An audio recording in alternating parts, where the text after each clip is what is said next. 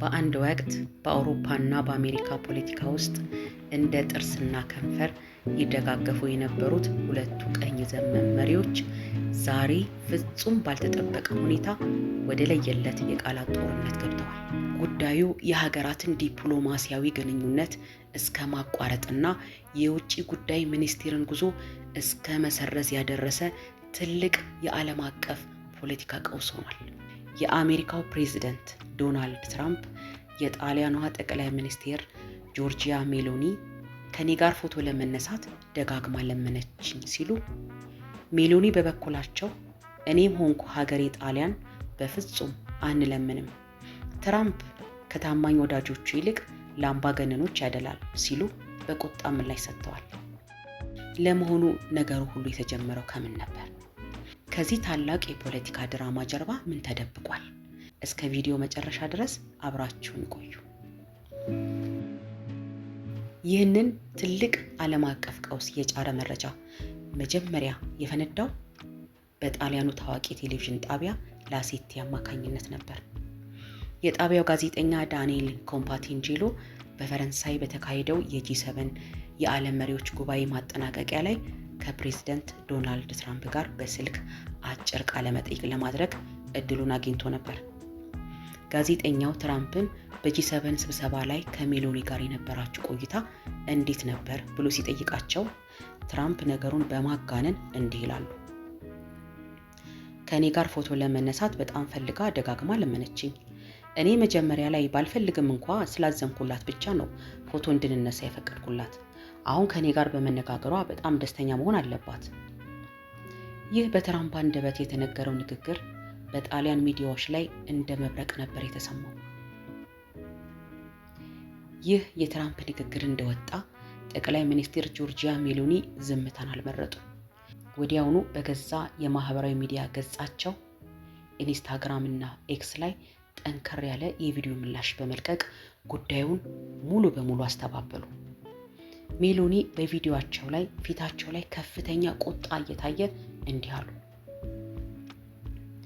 የዶናልድ ትራምፕ ንግግር ሙሉ በሙሉ ከእውነት የራቀ ነው። እኔም ሆንኩ ሀገሬ ጣሊያን በፍጹም አንለምንም። የሚገርመው ነገር ግን የአሜሪካ ፕሬዝዳንት ለምዕራቡ ዓለም ታማኝ ወዳጆች ንቀታቸው ከፍተኛ ነው። ለምዕራቡ ዓለም ግን ርህራሄያቸው እንደዛው ነው። በእጅጉ ያሳዝናል ሲሉ ትራምፕን ፊት ለፊት ተጋፈጡት። ይህ ቀውስ የተፈጠረው በድንገት አይደለም።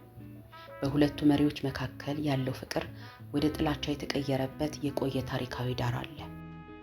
እንደ አውሮፓውያኑ አቆጣጠር በ2022 ሜሎኒ ወደ ስልጣን ከመጡ ጀምሮ በትራምፕ ትልቅ አድናቂነት ይታወቁ ነበር። ነገር ግን በመካከላቸው ያለው ጠብ የጀመረው ባለፈው ሚያዝያ ወር ላይ ነበር። ፕሬዝዳንት ትራምፕ በአሜሪካ የምርጫ ቅስቀሳ ላይ ሳሉ የካቶሊክ እምነት መሪ የሆኑት ርዕሰ ሊቃነ ጳጳሳት ሌዮ 14ኛን በማህበራዊ ሚዲያ ደካማ ናችሁ በማለት ተችተዋቸው ነበር። ምክንያቱም ጳጳሱ ሀብታም ሀገራት ለስደተኛ በር መዝጋት የለባቸውም በማለታቸው ነበር። ጣሊያን ደግሞ የካቶሊክ እምነት ማዕከል በመሆኗ ሜሎኒ ይህ በጳጳሱ የተሰነዘረ ጥቃት ፈጽሞ ተቀባይነት የለውም ሲሉ ጳጳሱን ተከላክለው ከትራምፕ ጋር በይፋ ተጋጩ። ይህ በትራምፕ ልብ ውስጥ ትልቅ ቂም ጥሎ አልፏል። ሌላውና ዋናው በትራምፕና በሜሎኒ መካከል ያለውን ግንኙነት ያሻከረው ጉዳይ ወታደራዊ ውሳኔ ነው።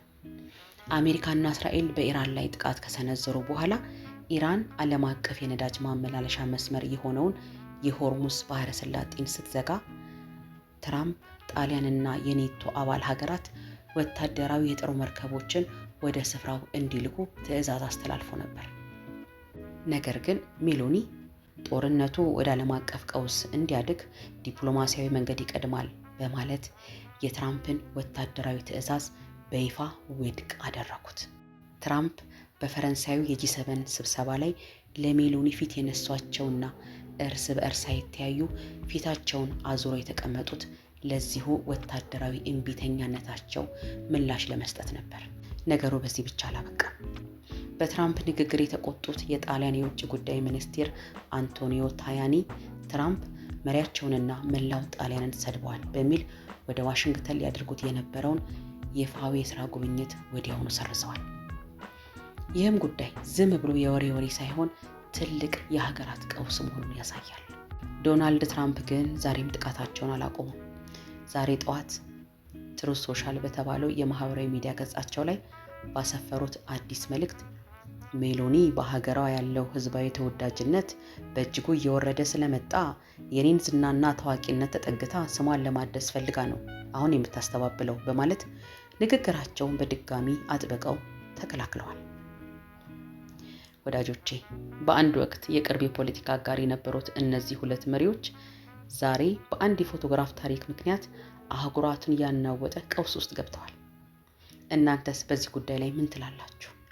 ዶናልድ ትራምፕ እንደተለመደው ታሪኩን ለራሳቸው ታዋቂነት ሲሉ ፈብርከውታል ወይስ ሜሎኒ በፖለቲካው ዓለም ውስጥ ለመታየት እውነት መለምናቸው ይሆን? ሀሳባችሁን በኮሜንት መስጫው ላይ አስፈሩልኝ። ቻናላችንን ደግሞ ሰብስክራይብ በማድረግ ቤተሰብ እንሁን። ቪዲዮውን ላይክ እና ሼር ማድረጋችሁን አትርሱ። በሚቀጥለው እስከምንገናኝ ቻው።